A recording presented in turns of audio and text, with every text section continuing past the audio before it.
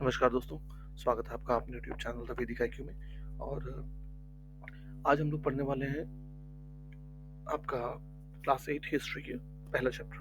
ठीक है।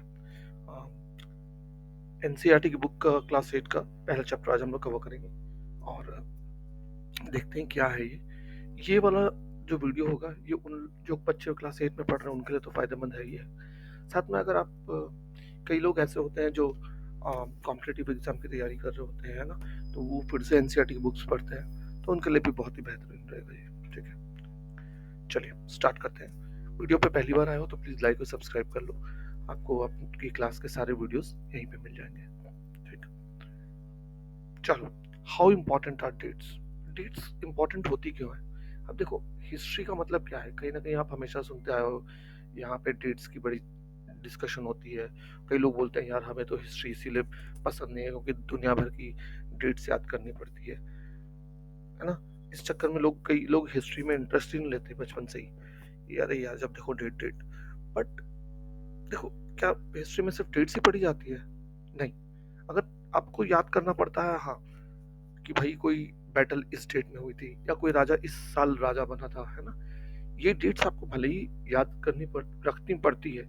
क्यों? क्योंकि आप देखो, हम सिर्फ डेट्स ही याद नहीं करते हिस्ट्री में, उस डेट के आगे पीछे भी क्या हुआ था वो सारी चीजों के बारे में हम बहुत डिटेल में डिस्कशन करते हैं। फॉर एग्जांपल एक बैटल हुई थी, हम एग्जांपल लेते हैं ना, 326 में बैटल हुई थी, 326 बीसी में फॉर एग्जांपल। तो अभी हम सिर्फ ये डेट एज अ रेफरेंस ही याद रख रहे हैं, है ना, कि इस डेट को तो हो गया वो चीज, लेकिन ये बैटल हुई क्यों?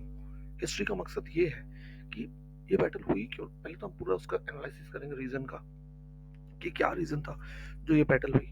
उसके बाद जब हम वो एनालिसिस कर लेंगे, उसके बाद उस बैटल का क्या कॉन्सिक्वेंसेस हुए, है ना, क्या इफेक्ट हुआ बाद पे लोगों पे, वो भी हम बहुत ज्यादा पढ़ते हैं, है ना? तो जो हिस्ट्री है ना, वो सिर्फ कहीं ना कहीं आपका डेट्स नहीं है। डेट्स के अलावा हम लोगों के बारे में, सोशल लाइफ उनकी कैसी थी, इकोनॉमिक लाइफ कैसी थी, उस जमाने का पॉलिटिक्स कैसी थी, है ना, ट्रेड कैसा था उस जमाने में, हम ये सब पढ़ते हैं। ठीक है। अभी देखो ना, अगर आप आपकी बुक का एग्जांपल ले लो, अ, आप कभी देखो कहीं पे रास्ते में लोग बैठ के चाय पी रहे होते हैं, कभी आपने सोचा है कि यार ये चाय पीने की शुरुआत कब से हुई है? या फिर आप ट्रेन से जा रहे हो तो आपने कभी सोचा ये ट्रेन कब से आई इंडिया में, किसने बनाई, क्यों बनाई? ऐसे क्वेश्चंस अगर आप सोचो दिमाग में, तो आप सीधा हिस्ट्री में चले जाओगे। ये सारे हिस्ट्री से रिलेटेड क्वेश्चंस हैं कहीं ना कहीं, है ना, आप इतिहास में चले जाओगे। ठीक है। या फिर आप न्यूज़पेपर पढ़ते हो रोज सुबह मॉर्निंग में अपने घर में जो आता है, तो आप जानते हो यहाँ ये हुआ वहाँ वो हुआ। आपने कभी सोचा है कि हाँ, जब न्यूज़पेपर ही नहीं था तो लोगों को कैसे पता चलता था कि भाई दूसरी जगह में क्या हुआ, है ना? तो ये सब क्या है, एक हिस्ट्री में झांकने के लिए एक आपने क्वेश्चन उठाया, है ना। तो तो इस तरीके से एक जिज्ञासा से हमारे मन में उठती है कि हाँ, क्या कारण था, क्यों हुआ था ये चीजें, है ना। फॉर एग्जाम्पल आप बचपन से पढ़ते हैं 1857 का रिवोल्ट हुआ, है ना, अब आपके दिमाग में जरूर उठेगा कभी ना कभी क्वेश्चन, अच्छा 1857 का रिवोल्ट ये हुआ, रानी लक्ष्मीबाई का नाम भी आपने बहुत सुना हुआ है, तो भले आप डेट नहीं याद रखो, मैं कहता हूँ 1857 भी याद ना हो किसी को, कब से कब तक हुआ ये भी याद ना हो, किस डेट को क्या हुआ वो भी याद ना हो, रानी लक्ष्मीबाई की डेथ किस दिन हुई वो भी हमें नहीं पता, मान लो, लेकिन आप जानना तो चाहोगे ना, ऐसा क्यों हुआ था, इतना जबरदस्त रिवोल्ट क्यों हुआ, क्यों इतने लोगों ने रिवोल्ट कर दिया ब्रिटिशर्स के खिलाफ, ऐसा क्या किया था ब्रिटिशर्स ने, है ना, और रिवोल्ट किया तो उसमें क्या क्या चीजें हुई रिवोल्ट में, क्यों इतने सारे लोगों ने पार्टिसिपेट किया, है ना। ये सारे क्वेश्चन आपके अपने आप मन में उठेंगे, तो उसको आप जानने की कोशिश तो करोगे ना, यहाँ कहाँ है क्या है। तो इसमें सिर्फ डेट ही इंपॉर्टेंट नहीं रहेगी, डेट एक सिर्फ एक रेफरेंस पॉइंट हो गया आपका, है ना, यहाँ भी ये था, लेकिन उससे आगे पीछे कितनी सारी चीजें हो जाती है जो आपको जाननी चाहिए, है ना। या कभी आप जाते हो, फॉर एग्जाम्पल आप किसी हिस्टोरिकल प्लेस में गए घूमने के लिए, जैसे दिल्ली के लाल किला ही चले जाओ या ताजमहल गए हो, तो आप वहां जाते हो तो आपको कहीं ना कहीं वहां बताया जाता है ना, या आप खुद ही सोचते हो ये किसने बनवाया, क्यों बनवाया, है ना, कब बना था, कितने लोग लगे थे, कितना पैसा खर्चा हुआ था, आप ये सब सोचते हो ना। जब आपको उन चीजों के बारे में धीरे धीरे पता चलता है, तो फिर आपके दिमाग में वो पिक्चर क्लियर होना शुरू होती है कि हाँ उस जमाने में लाइफ ऐसी थी, सोशल लाइफ ऐसी थी, इकोनॉमिक लाइफ ऐसी थी, है ना, पॉलिटिकल लाइफ भी ऐसी थी। तो आपके दिमाग में पिक्चर बन जाती है उस चीज की, है ना। तो आज की डेट में भी डिबेट्स चलता रहता है कि हाँ क्या डेट्स इंपॉर्टेंट है या नहीं है, हिस्टोरियंस के बीच में भी चलता है। डेट्स तो अब ये हर किसी का अपना अपना पर्सपेक्टिव हो सकता है। कोई मान सकता है कि हाँ डेट्स बहुत इंपॉर्टेंट है, आपको याद होनी चाहिए। कोई कह सकता है कि हाँ डेट्स एक रेफरेंस पॉइंट है। अगर मान लो आप देखो यार 1857 के ही रिवोल्ट के बारे में बात करो तो आप बोलोगे हाँ रिवोल्ट हुआ था, ऐसे ऐसे हुआ था। तो कोई भी क्वेश्चन पूछ सकता है ना कि हाँ भाई कब हुआ था ये रिवोल्ट, कुछ तो बताओगे कि हाँ भाई 1850s में हुआ था, तब भी ठीक है। अब ऐसे थोड़ी बोल सकते हो 1850s का आप बोल दो कि 1700 में हुआ था, तो वो तो बिल्कुल ही गलत हो जाएगा ना। तो एक कुछ अप्रोक्सीमेट भी पता होना चाहिए एटलीस्ट, ताकि आप उस चीज को कनेक्ट कर सको, डॉट्स को कनेक्ट कर सको, है ना। एक हिस्ट्री क्या है, एक तरीके से स्टोरी है, हिस्ट्री। आप लास्ट में देखो STORY, है ना, स्टोरी टाइप में आप पढ़ रहे हो अपना, जो जो हमारे पूर्वजों ने किया उनकी स्टोरी पढ़ रहे हो आप। तो वो इस तरीके से पढ़ी और बताई जा सकती है कि उसका सेंस बने, है ना। ऐसा थोड़ी कि हम बोले कि हड़प्पा के बाद सीधा भाई इंडियन रेलवे आ गई थी, तो जो सुन रहा होगा उसको भी सेंस नहीं नजर आएगा, वो कहेगा यार ऐसा कैसे हो सकता है, बीच में और भी तो बहुत कुछ हुआ होगा, है ना। जैसे हम एंशंट इंडिया में चले जाते हैं पढ़ते हैं जब, तो एंशंट इंडिया की बहुत सारी बातें आज भी हमें नहीं पता है। तो वो एक क्वेश्चन मन में बना रहता है कि और क्या था जो हमें नहीं पता है, ठीक है। और आप हिस्ट्री के स्टूडेंट अगर हो और आपको हिस्ट्री इतनी पसंद है और आगे चल के आप हिस्ट्री भी लेना चाहते हो, तब तो आपके मन में और भी ज्यादा होगा। और नहीं भी है तो भी अगर आप हिस्ट्री का अगर अच्छा नॉलेज रखोगे तो आपकी ये देखना आपकी क्लास में अपने आपकी बड़ी पर्सनालिटी बन जाएगी। ठीक, चलो, विच डेट्स। अब यहाँ क्वेश्चन उठता है कि by what criteria do we choose a set of dates as important. अब डेट्स तो कितनी सारी डेट्स होती हैं, है ना, एक साल में। अभी कौन डिसाइड करेगा कौन सी डेट इंपॉर्टेंट है कौन सी डेट अनइम्पोर्टेंट है ना। इतने सारे साल निकल गए तो हम कौन कौन से साल याद करते रहे। तो देखो हम वहाँ वो इम्पोर्टेंट पॉइंट्स याद रखते हैं अपनी लाइफ में ही देख लो।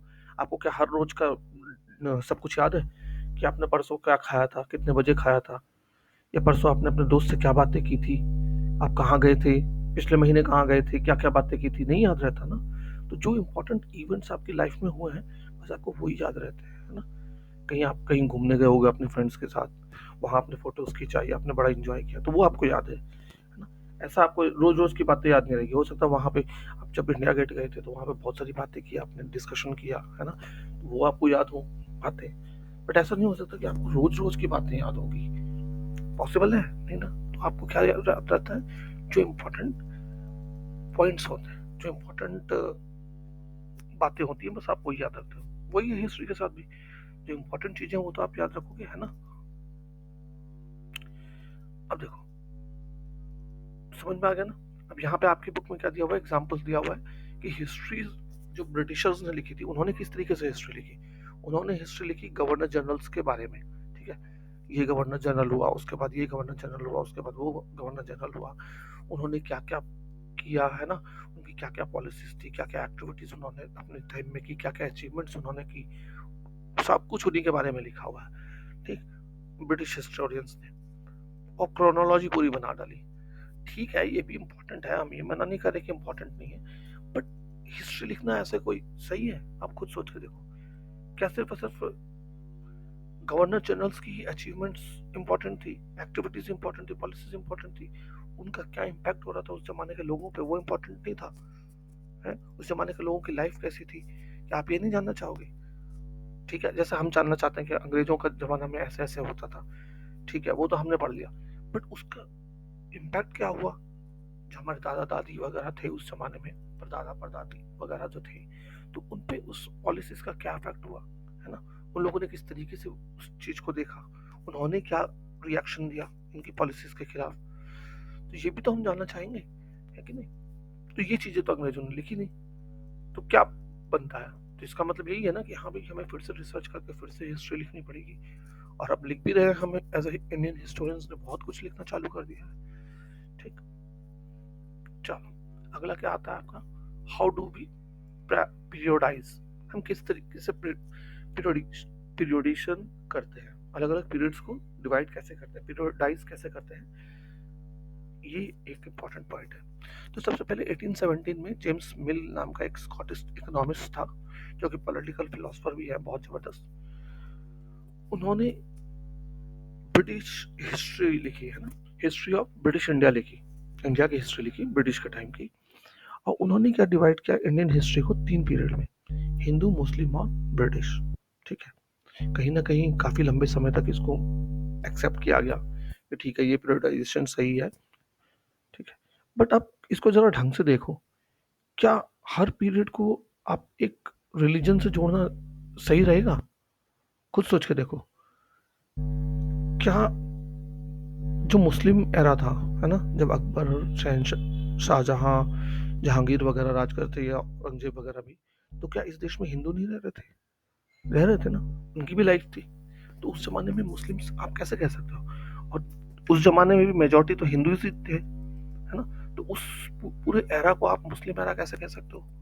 गलत है ना। फिर अगर आप ब्रिटिश एरा बोलते हो, तो ब्रिटिश एरा भी आप कैसे बोल सकते हो? क्या सिर्फ अंग्रेज ही यहाँ रहते थे क्या? या सिर्फ अंग्रेजों की ही जो लाइफ थी वो ही मैटर करती थी इंडिया में? ऐसा तो नहीं था ना। जब ब्रिटिशर्स इंडिया में आए, उन्होंने इंडिया की बहुत सारी लाइफ को इन्फ्लुएंस किया, उस लाइफ जब, और उसके अगेंस्ट में उनको बहुत सारा रिएक्शन भी दिया गया टाइम टू टाइम, है ना। अब जैसे आप देखो, हम 1857 का वॉर तो एक क्या था, आप कह सकते हो एक पीक था कि बड़े लेवल पे हुआ, लेकिन उससे पहले भी बहुत सारे छोटे छोटे रिवोल्ट्स हुए थे। संथली हुआ था, मुंडा रिबेलियन वगैरह हुआ था, बहुत सारे छोटे छोटे रिबेलियंस हो चुके थे। ठीक है, उससे पहले भी हमेशा होते रहते थे। और छोटे भी नहीं कह सकते इनको, मुंडा रिबेलियन और संथली रिबेलियंस वगैरह, ये भी काफी बड़े रिबेलियन थे। और छोटे छोटे गांव लेवल पे तो हमेशा ही होते रहता था। ठीक है, और लेकिन 1857 का बड़ा रिवोल्ट था। इसका मतलब ये थोड़ी है कि हाँ भाई, आप ब्रिटिशर्स की ही लाइफ थी। अगर ब्रिटिश के बारे में जैसे उन्होंने लिखा था, गवर्नर जनरल्स के बारे में सारी कुछ लिख दिया, तो फिर तो पढ़ने का मतलब ही नहीं रह गया, है ना। आपको दोनों तरफ के बारे में देखना चाहिए, है ना, किसी भी चीज को जानना है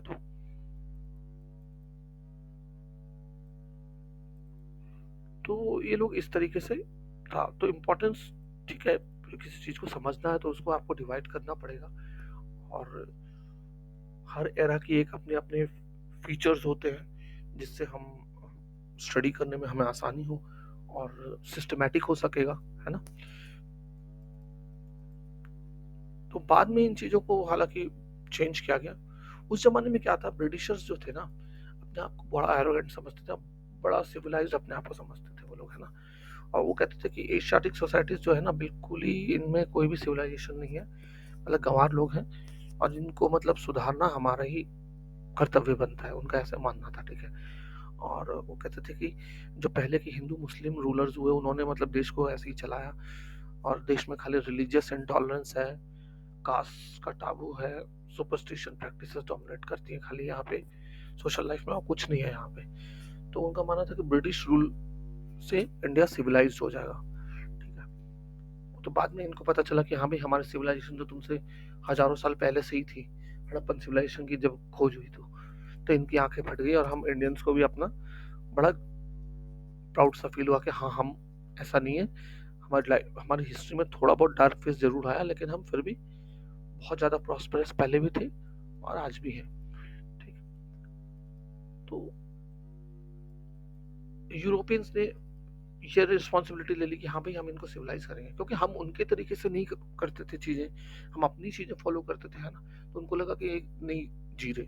ठीक है, उनके यहाँ इंडस्ट्रियल रेवोल्यूशन आ गया, बट क्या पता हमारे यहाँ भी इंडस्ट्रियल रेवोल्यूशन आ जाता धीरे धीरे करके। इंडिया तो वैसे ही पहले से ही इतना प्रॉस्पेरस था, हम इतने प्रॉस्पेरस थे, इसीलिए तो ये ब्रिटिशर्स वहां से आए थे हमारे यहाँ देश में, तो आए क्यों थे, है ना। खैर, इंडिया में जो आपका इंडस्ट्रियल रेवोल्यूशन आता, कब आता, ये एक डिबेट का मैटर है, बहुत ही बड़े लेवल का। जब और आप आगे पढ़ोगे, पहुंच जाओगे ग्रेजुएशन में, तब जाके आप पढ़ोगे ये चीजें। खैर, एनीवेज, कमिंग बैक टू, अभी आप बहुत छोटे हो, अगर 8th के बच्चे हो तो उनकी बात कर रहा हूँ मैं। ठीक है, तो मिलने क्या बोला कि हमें इनको सिविलाइज करना पड़ेगा। तो सिविलाइज करने के लिए उनके अपने तरीके थे जो कि हम फॉलो करते हैं, वही इनको भी कराओ।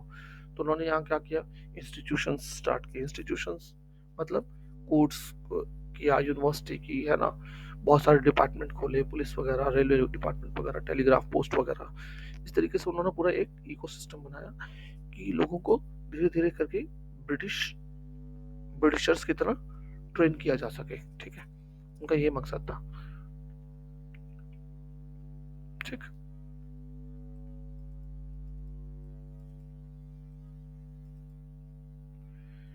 अब देखो, ये बोलते तो थे कि हम इनको सिविलाइज करेंगे, है ना, डेवलपमेंट लाएंगे, बट आप अगर ढंग से एनालिसिस करोगे, अभी ये बुक में आप पूरा पढ़ोगे, ब्रिटिशर्स के ही बारे में पूरा पढ़ेंगे हम इस बुक में, तो आप देखोगे कि जो ब्रिटिश रूल था वही हमारे देश का सबसे बड़ा डार्क पीरियड था। वरना उससे पहले हम कभी भी इतना डार्क पीरियड में नहीं गए थे, और हम इतना नीचे नहीं गए थे कभी भी। ठीक है, हमारी ग्लोरी हमेशा से बनी रही थी, लेकिन ब्रिटिशर्स के रूल में ही हम सबसे डार्क हो गए थे। ठीक है,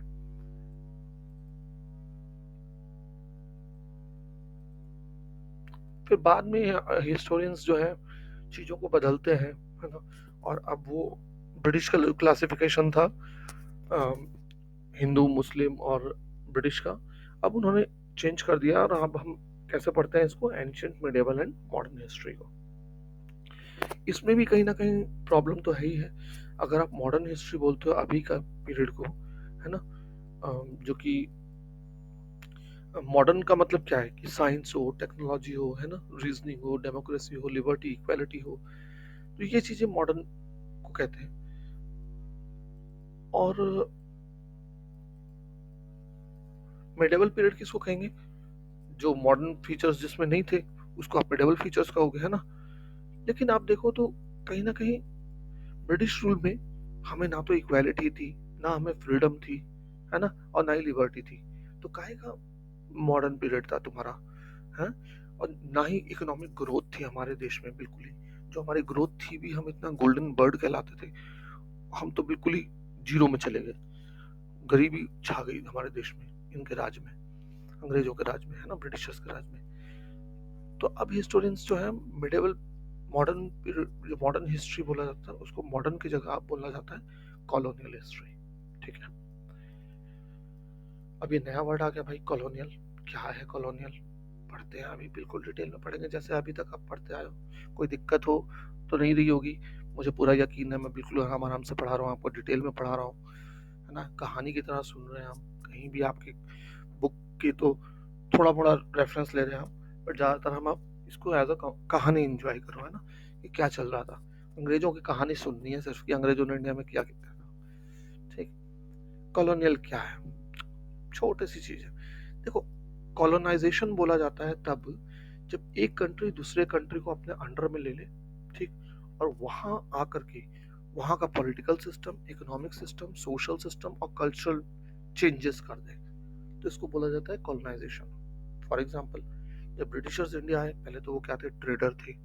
धीरे धीरे उन्होंने लोकल राजाओं वाजाओं को अपने अंडर लेना चालू किया, है ना, अपनी आर्मी को धीरे धीरे बड़ा करना चालू किया।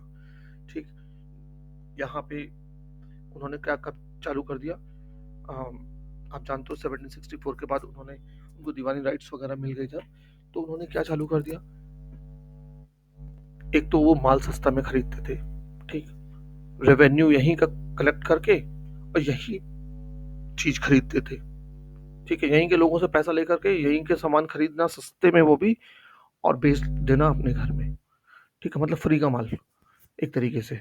ठीक, फिर लोगों को जबरदस्ती करते थे कि जो उनको चाहिए वही प्रोड्यूस करो तुम यहाँ पे। ठीक, और इन चीज़ों का इतना बुरा कॉन्सिक्वेंसेस हुआ कि आप अभी पढ़ोगे आगे के चैप्टरों में डिटेल में। अभी तो इंट्रोडक्टरी चैप्टर है तो अब थोड़ा थोड़ा सा ही बताया जा रहा है। इनका बहुत गहरा असर पड़ा हमारे देश पे, और हमारा देश बिल्कुल, जो कहते हैं ना, खाने को नहीं रह गया था, ये हाल तक पहुंचा दिया था अंग्रेजों ने हमारे देश को। ठीक है, और तो ये चीजें थी, है ना। उन लोगों ने यहाँ आकर के क्या किया, पॉलिटिक्स पे कब्जा किया, है ना। पहले राजा महाराजा होते थे, फिर ये खुद बन गए गवर्नर जनरल वगैरह, डिसीजन लेने वाले। इकोनॉमी को तो बुरी तरीके से इन्होंने बर्बाद कर दिया इंडिया की, है ना।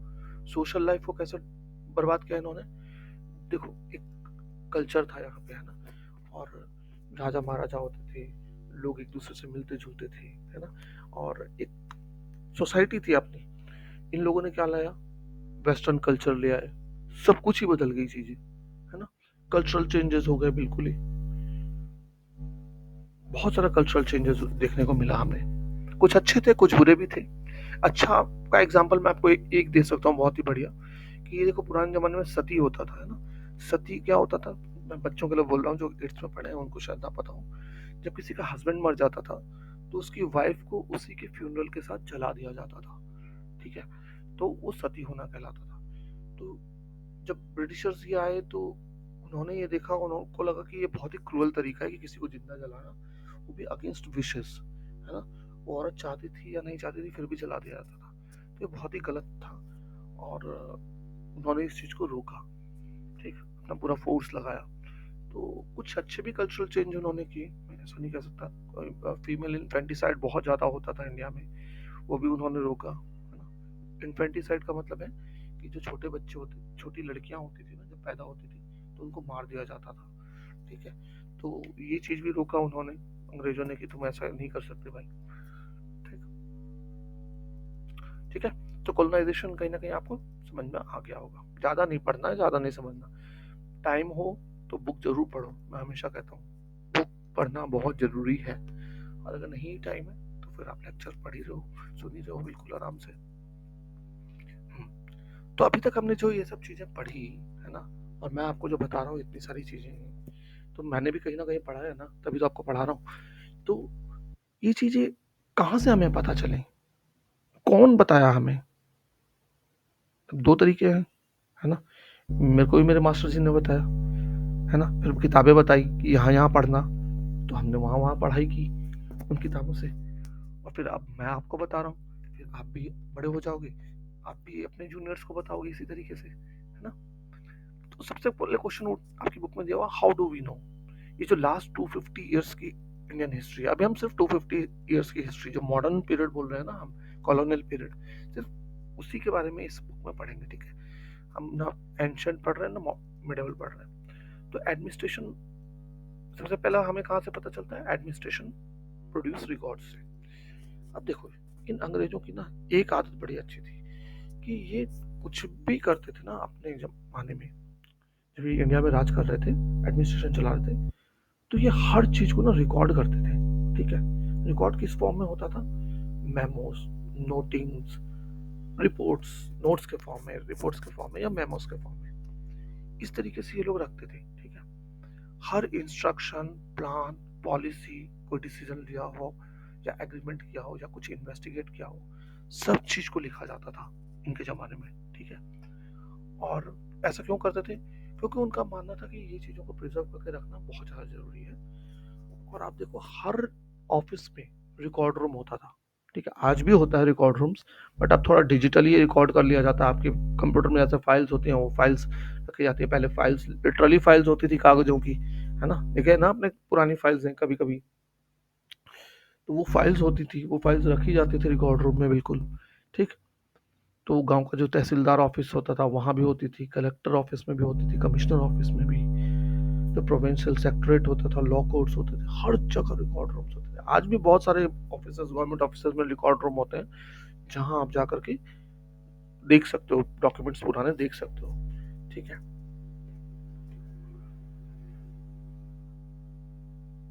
ना? तो हर चीज को रिकॉर्ड करके रखा जाता था। अब क्या होता था पुराने जमाने में, जब प्रिंट नहीं था, है ना, प्रिंटिंग प्रेस नहीं थी, तो क्या किया जाता था?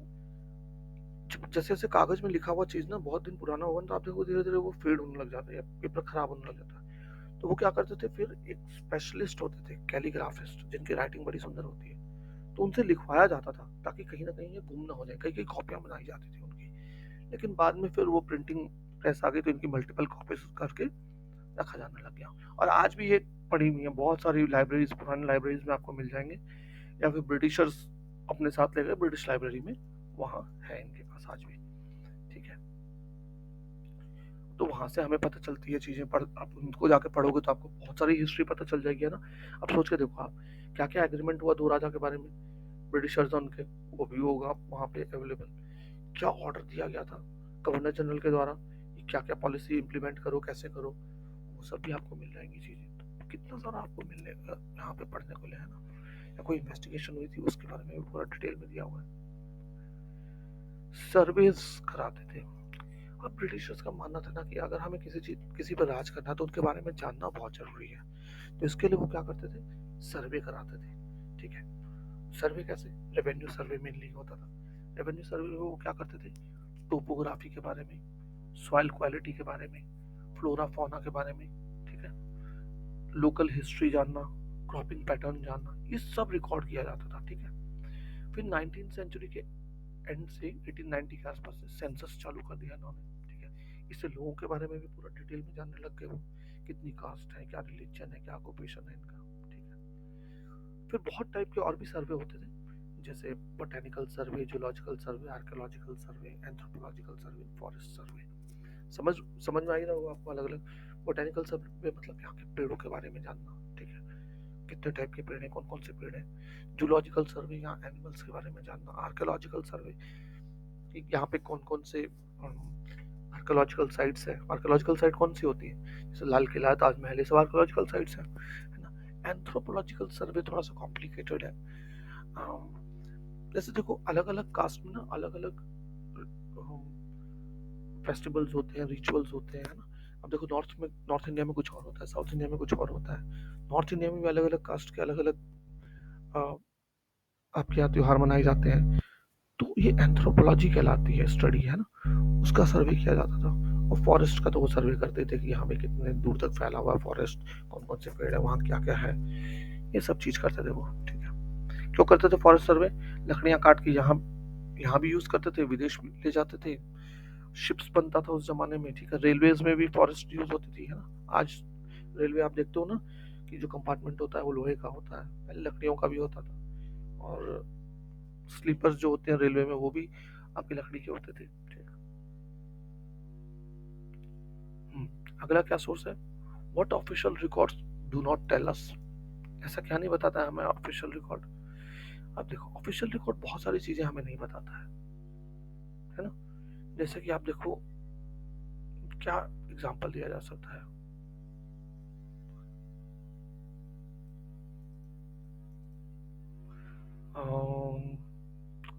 ऑफिशियल रिकॉर्ड आपकी बुक में क्या दिया हुआ है, हाँ, कुछ चीजें ऐसी भी हैं जो ऑफिशियल्स नहीं लिखते हैं अपने रिकॉर्ड्स में, है ना।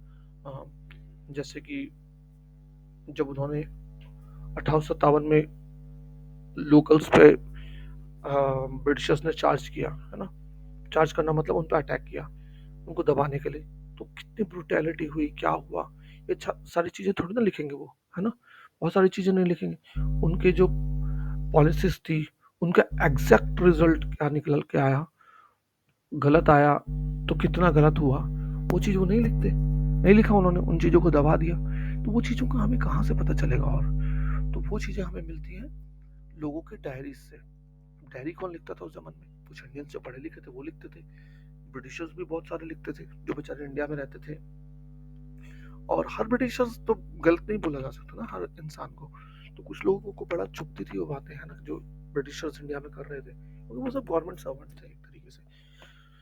तो उन्होंने भी अपनी डायरीज लिखी, accounts of pilgrimage and travellers, जो लोग यहाँ वहाँ आते जाते थे वो देखते थे दूसरे जगहों के लोगों का कितना बुरा हाल है, वो भी लिखते थे। ऑटोबायोग्राफीज ऑफ इम्पोर्टेंट पर्सनालिटीज, कुछ लोगों ने अपनी ऑटोबायोग्राफी लिखी, वहां से हमें पता चलता है उस जमाने की लाइफ के बारे में। हाँ, कुछ बुक्स थी, कुछ पॉपुलर बुक्स थी उस जमाने की, उनमें लिखी हुई अलग अलग कहानियां, है ना। न्यूज़पेपर्स में, जो न्यूज़पेपर्स होते थे उस जमाने में वो लोकल लैंग्वेजेस में पब्लिश होते थे, इशू होते थे, है ना, उनमें डिबेट्स इशू होते थे। कुछ एक लीडर और रिफॉर्मर्स ने क्या किया, अपने आइडियाज, पोएट्स और नॉवेल्स लिखी टू एक्सप्रेस देयर फीलिंग्स, है ना। तो इस तरीके से हमें पता चलता था। बट ये सब चीजें कौन करता था, जो लिटरेट था, पढ़ा लिखा था, वही तो ये सब चीजें लिख सकता था, है ना। लेकिन जो इलिटरेट लोग थे बेचारे, ट्राइबल्स, जेंट्स वगैरह गांव के, या जो शहरों में गरीब आदमी था या माइंस में काम करने वाला वर्कर था, इनके ऊपर तो पता नहीं कितना अत्याचार हुआ। ये तो बेचारे कहीं लिख ही नहीं पाए कुछ भी अपने बारे में, किसी को बता ही नहीं पाए। तो इनके साथ क्या-क्या हुआ पता ही नहीं चला किसी को, है ना? क्योंकि ये लिख ही नहीं पाए। तो इनके बारे में जानना बहुत मुश्किल टास्क है ना? कि उस ज़माने में क्या हुआ? हालाँकि कोशिश करेंगे तो कहीं न कहीं से हमें इनके बारे में भी निकल के पता चल ही जाएगा। कहीं किसी न किसी रिकॉर्ड में लिखा ही हुआ होगा, है ना? जो माइन्स थी, तो वहाँ कोई न कोई अंग्रेज़ अफ़सर तो रहता होगा, है ना? उस जिनके अंडर में ये काम करते थे। तो क्या पता उसने कुछ लिखा हो अपने डायरी में। उस ज़माने में लोग डायरी ज़रूर लिखा करते थे। पुराने ज़माने में लोग डायरी लिखना बड़ा पसंद करते थे। बहुत अच्छी आदत है। आप भी डायरी लिखा करिए ताकि ना आपको ताकि आपको भी अपनी लाइफ़ के बारे में ज़्यादा से ज़्यादा चीज़ें भी याद रहें और आप प्लान भी अच्छे तरीके से कर सको, है ना? तो होप ये चैप्टर आपको पूरा समझ में आ गया होगा, कहीं कोई दिक्कत नहीं आई होगी। कोशिश किया करो कि पूरा वीडियो 1 से 2 बार सुन लिया करो, है ना? कम से कम 2 बार सुनो, आई विल रिकमेंड। और उसके बाद फिर किताब पढ़ो आराम से बैठ कर के, आपको कोई दिक्कत नहीं आएगी, मेरी गारंटी है, ठीक है? और वीडियो को अभी तक लाइक नहीं किया है, शेयर नहीं किया है और चैनल सब्सक्राइब नहीं किया तो इमीडिएट कर लो, ठीक है? Thanks for watching. जय हिंद।